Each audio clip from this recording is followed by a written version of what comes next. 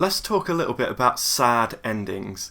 I'm actually a really big fan of sad endings. I think we're so conditioned these days to expect a happy ending that a sad ending can actually feel really realistic and quite powerful. And I've certainly written quite a lot of sad endings. It tends to be my natural route that I take. I'm not so great at happy endings. So I feel like I've got a few things to say on this subject.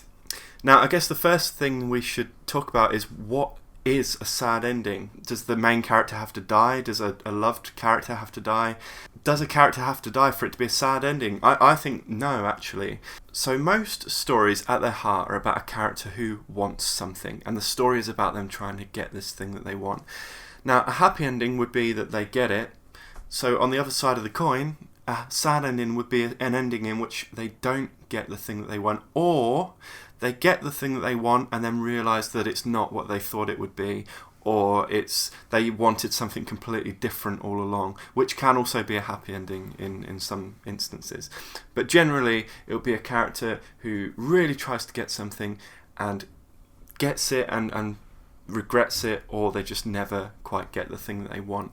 Now, there's a few dangers with a sad ending, because if the story is about them trying to get this thing that they want, and then the ending is they don't get it, that can kind of feel unfinished, can't it? Because when you think about it, so we're reading this story and this person is trying to get the thing that they want, and then at the end, no, they didn't get it. You can sort of feel, even just me saying that it sort of almost feels like, well, if they haven't got it yet, then the story isn't over. And you can really fall into this danger of it just feeling unfinished, because what was the point? They didn't get it. Okay, once upon a time there was this person who wanted something, they didn't get it, the end. So that's one danger you've definitely got to avoid, and I'll expand on that in a bit. The other danger is that it can just feel very depressing, which maybe isn't a danger. That's just the story that you're telling, and there's nothing necessarily wrong with that, apart from just the fact that you might get a few people who are upset and saying, you know, this really depressed me. At the end of the day, we're trying to entertain, and I think we're trying to give value to the reader, and I think there is actually a lot of value to be found in a sad ending. So a sad ending for me that springs to mind is the end of There Will Be Blood. Don't worry if you haven't seen it, but it's basically about this guy. He's a very complicated man. He wants a lot of things. He wants a lot of riches. He also has a son, and basically it leads to this climax in which he just ends up killing this priest, and then it's the end. And he didn't really seem to learn anything. He didn't seem to get anything that he wanted. But I love that film. I think it's a great ending. And I think it works because it's sort of saying to the audience, look, this is what happens when a person doesn't get what they want, and they don't change, and they don't learn anything. The fact that the ending is so kind of unsatisfactory is the point of the ending, to me. Another one is Seven. So at the end of Seven, it's all about the serial killer who's killing people through the seven deadly sins. And at the end, the main character, who's a detective, his wife, her head turns up in a box, and the serial killer wants the detective to shoot him because that's going to complete the picture that he's trying to tell through the seven deadly sins, because that would be wrath, that would be the final one. And the detective, he's so angry and distraught, he does shoot the serial killer. So it's a very sad ending because his wife's dead, the serial killer got what they wanted, and again, that's sort of the point. It's to show what a horrible place the world can be sometimes. It actually ends with a Hemingway quote which kind of sums it all up for me. It says, "The world is a fine place and worth fighting for," and then the narrator says, "I agree with the second part." So it is a sad ending, it's very depressing, but it's trying to tell us something through the depressing nature of the ending. And I think that's a big part of it. I think a happy ending doesn't necessarily need a moral. It can have a moral. It can say, yay, look what happens if you do X.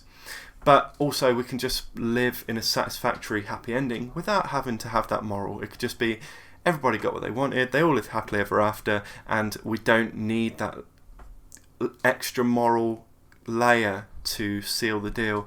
But a sad ending, if we want it to feel finished and we don't want it to feel too much like what was the point in all of this, we need a point. I think there needs to be a reason why it's a sad ending and not a happy ending. We need to be saying something through the fact that this is a sad ending, even if the point that we're trying to make is sometimes bad stuff happens. But certainly it's not going to feel satisfying, it's not going to feel finished unless there's a reason why we're saying the story ends here. If the whole story is a struggle and then right up to the end it's a struggle and no one ever gets what they want, there has to be a reason why we've ended the story there and why it's not continuing until someone does get what they want. It has to be, this is the end and here's what I was trying to say. Again, this is all just my opinion. I've read a lot of sad endings, and the ones that stick with me and the ones that mean the most to me are the ones where it's not just sad for the sake of being sad. It feels finished, it feels rounded off, and it feels like it had to be a sad ending, and this is why. Now, my favourite kind of ending is one that I always try to write in my books, and that is one that mixes happy and sad. A really famous example is E.T. So, E.T. is an alien who comes to Earth, and the whole story is a kid trying to get E.T. back home to his home planet. And the ending is E.T. does go home to his home planet, but by this time Elliot, the kid, and E.T. have become good friends. So it's a happy ending because we got what we wanted. He's going back home, but at the same time it's a sad ending. I'm saying bye to my friend, I'm saying goodbye to this alien that I've formed this bond with, and you get that real mixture. It's like if you're eating a meal, it's nice to have a mixture of sweet and sour, or if you're listening to a song, it's good to have moments that are really uplifting and moments that are a bit softer, and I think a real powerful ending can mix the two. Another one is Swiss Army Man. It's a very similar kind of ending to E.T. If you haven't seen that, I definitely recommend it. I'm probably going to make a video about it. I've written books where the main character dies, which is obviously really sad, or I hope it is, but there's a happy edge to it because through that character's death, someone has either learnt a lesson or grown as a person, or something's happened that made that death feel worth it and put a positive spin on a really disastrous outcome.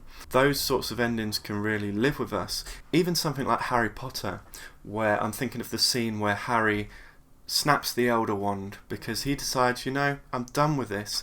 It could be seen as a bit of a sad moment, he's got this really powerful object in his hand and he just decides he doesn't want it.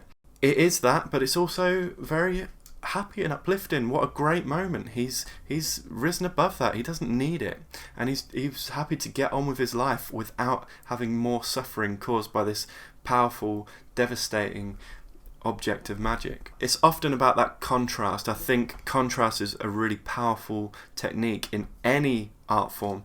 But to have, say, a really happy ending where maybe a war is won, but to have really beloved characters who died along the way, or to have a really sad ending, a beloved character who died or didn't get what they wanted, or whatever it happens to be, but maybe a lesson was learned, or maybe it was a sacrifice that had to be made in order for there to be a greater good. I really, really love those endings that mix happy and sad. They're not always easy to do, but I think if done well, those are endings that really stick with us because it gives us a bit of everything, and it's quite realistic. I don't think in life things are always happy ever after, and I also don't think in life things necessarily have to be sadly ever after. We live in a world that's full of positives and negatives, and I think that can really shine through in our fiction, especially in our endings. So let me know in the comments what endings you love. Can you think of any where it's happy and sad? Do you just love happy endings? Do you hate sad endings, or vice versa? I'd love to know. Let me know. I hope you found that useful, guys, and I'll see you in the next one. Cheers.